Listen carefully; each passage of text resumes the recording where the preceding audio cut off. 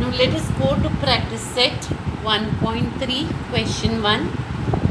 If set A consists of the elements A, B, C, D and E, set B consists of the elements C, D, E and F, set C consists of the elements B and D, and set D consists of the elements A and E, then which of the following statements are true and which are false? Now first I have said C is a subset or equal to B. Let us look at C and B. C contains the elements B and D. If C has to be a subset of B, what is the condition? All the elements in set C should be present in set B. Here I have B and D. D is here, but is B there in set B? No, it is not there. Therefore, the first one will be false.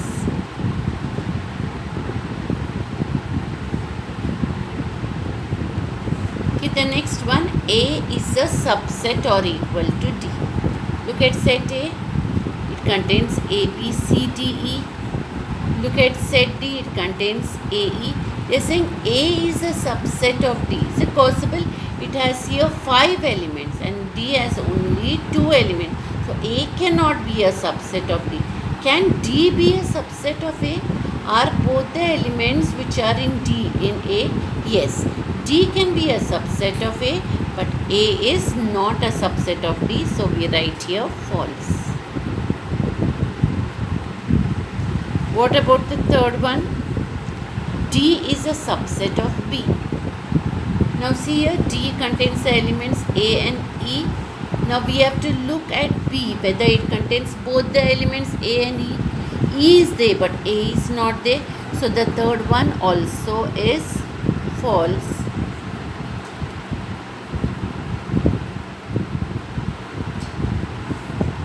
Going to the fourth question.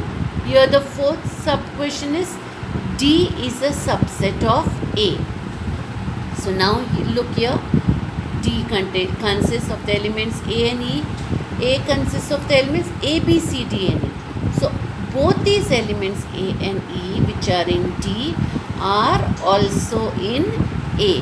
Therefore, D is a subset of A is true. Now the next one, B is a subset of A. Let us see here. Set B consists of the elements C, D, E, F. Set A consists of the elements A, B, C, D and E. Now C, D and E is there in B as well as in A. But in B we have an extra alphabet F which is not in A. Therefore, can B be a subset of A? Even one element should not be missing. Therefore, B cannot be a subset of A. So, we write here false.